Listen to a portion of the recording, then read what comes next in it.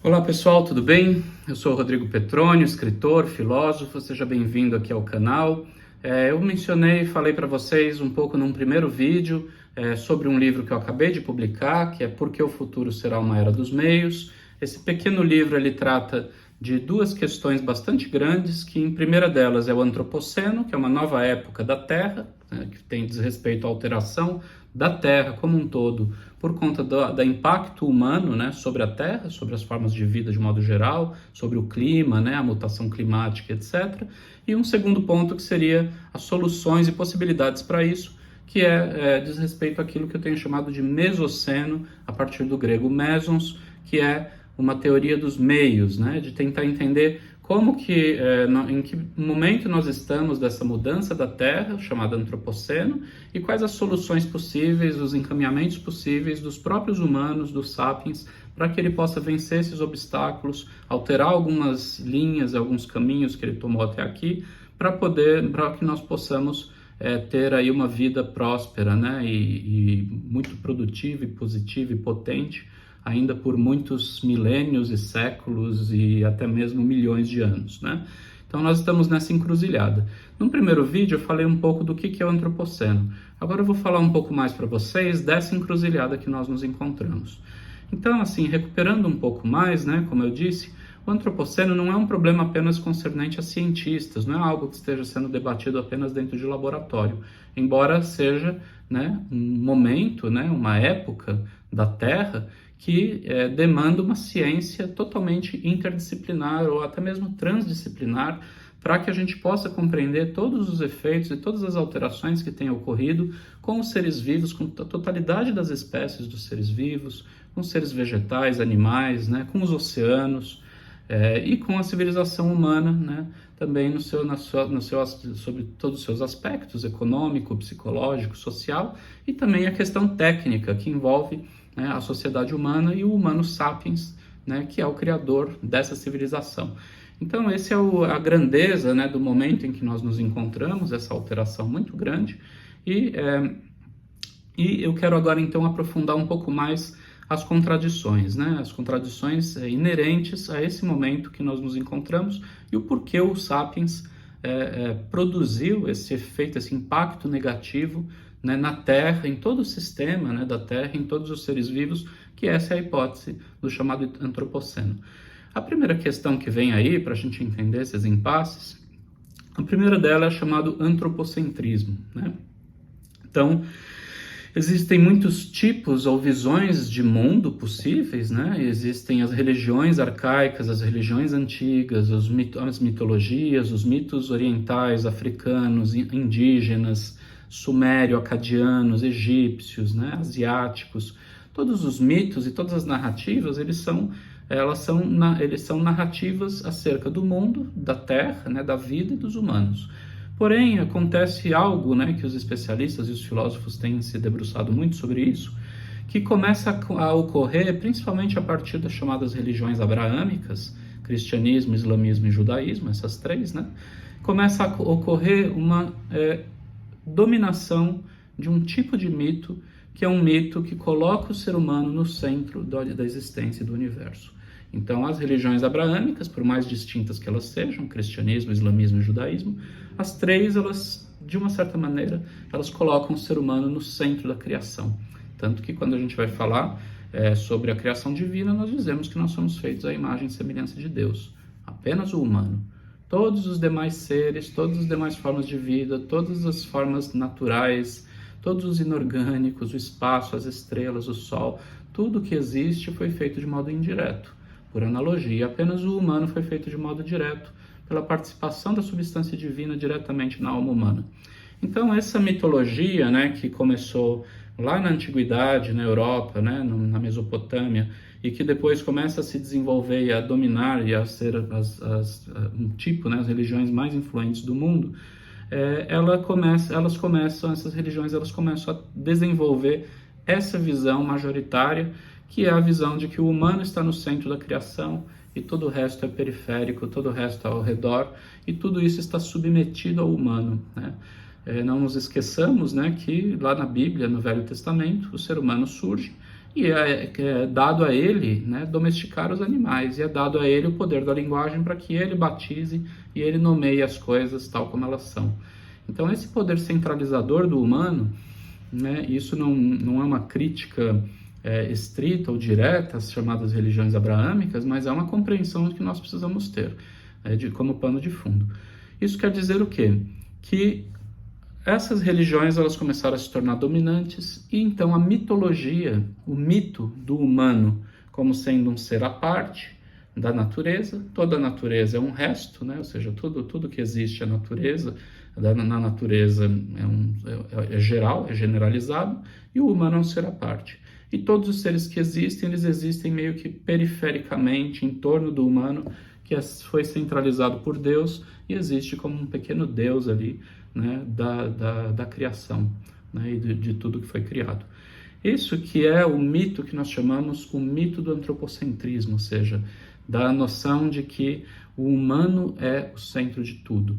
Isso pode parecer paradoxal, uma religião, né, baseada em Deus e um Deus transcendente, né, como essas três religiões que eu mencionei, elas serem religiões antropocêntricas, sim, é isso mesmo, porque na verdade essa visão do humano, né, como centro, ela está muito ligada a essas religiões. Ora, a questão não é criticar as religiões, né, mas é entender quais são as alterações, as metamorfoses dessa imagem e dessa mitologia do humano e o que ela produziu. O que ela produziu foi algo bastante perigoso, e algo cujo impacto nós estamos sentindo hoje, na forma mais feroz possível, que é justamente essa noção de que se o humano foi criado por Deus, a sua imagem e semelhança, se o humano está no centro da criação, e se o humano é um ser divino, o humano não pode ser erradicado. E essa que é a crença que está de fundo. Se o humano não pode ser erradicado, ou ele acredita que não possa ser erradicado, que ele não possa ser extinto, porque ele foi criado por Deus, o humano passa a acreditar que ele pode fazer qualquer coisa com todos os outros seres não humanos, que nada vai ocorrer com ele. Ou seja, ele não vai ter uma resposta, ele não vai ter um ato aí, uma consequência dos seus atos. Então, essa é a prerrogativa, né, primeira, que a gente poderia dizer, isso que nós chamamos de uma nova época da Terra, ela está muito ancorada num tipo de mitologia, de mito. Esse mito ele se tornou dominante, mas não quer dizer que ele seja o único. Há muitas mitologias e há muitas imagens do humano e das relações entre divino e humano, entre animais e humanos, entre deuses e animais e humanos, entre divindades e animais e seres da natureza. Há muitas outras mitologias que poderiam ser alternativas a essa mitologia que se tornou dominante. E aí mesmo depois, a partir do século XVIII, XIX, com um mundo cada vez mais secularizado, ou seja, um mundo de explicação científica, com a ascensão do capitalismo, com a ascensão das tecnologias, esse mitologema, como diria Carl Gustav Jung, né, para usar uma expressão do Jung, grande psicólogo analítico, né, esse mitologema antropocêntrico, esse mitologema do humano centrado como centro do universo, ele continua persistindo mesmo nesses ambientes seculares e não religiosos, e ele molda, na verdade, toda a ciência moderna e tudo aquilo que a gente vive hoje em dia, e nada mais, nada menos do que a base do capitalismo. Então, a noção do capitalismo, né, é uma noção de que tudo está à mão do humano, e o humano pode tudo, e ele pode fazer o que ele bem entender com a natureza, com os seres naturais, com os animais, com as florestas, porque tudo está em seu benefício, tudo está em função dele, humano, né? Então, esse é uma das grandes questões, assim, e um dos dilemas. Há muitos outros dilemas que são muito áridos e muito espinhosos, eu estou trazendo só esse, só para a gente entender, porque dentro dessa noção, né, antropocênica, né, do antropoceno e dessa centralidade humana, talvez a gente precise de fato assim alterar a nossa visão de mundo como tal, e nós precisamos alterar muitas coisas que são quase que efeitos colaterais desse mito e dessa centralidade do humano. O modo de produção econômico, as relações sociais, as relações subjetivas, as relações que nós temos com a linguagem, as relações que nós temos com os não humanos, entendidos aí florestas, animais, outros seres vivos, é a própria relação do humano consigo mesmo. Então, né, lembrando aqui aquilo que o Freud, né, um dos pais da psicanálise, ele chama de 3 feridas narcísicas, né? O que são essas feridas narcísicas? São os 3 grandes momentos em que o ser humano se viu diminuído na sua centralidade.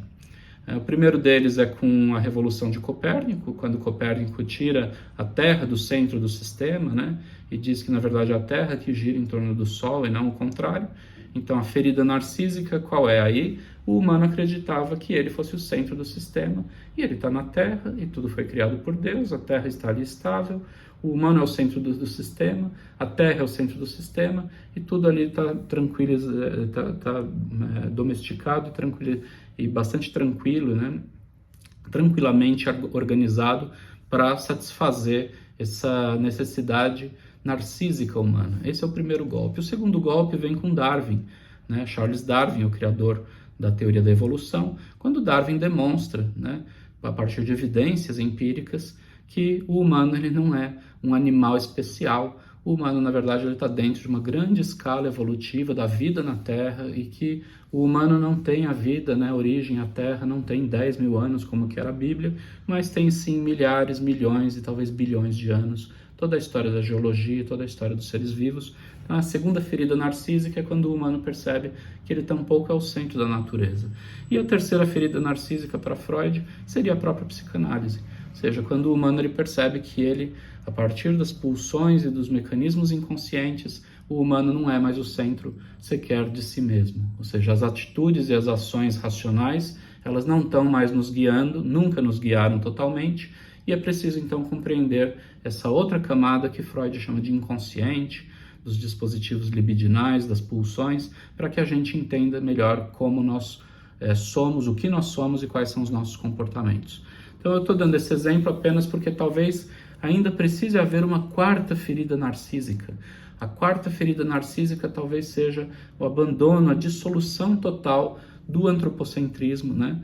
Ou dessa maneira recalcitrante por meio da qual o ser humano está sempre se enfatizando como centro, né, do universo, e como isso é extremamente paradoxal, porque isso está gerando o antropoceno, e o antropoceno pode nos levar à extinção, né, completa, ou seja, a erradicação do Homo sapiens da face da Terra.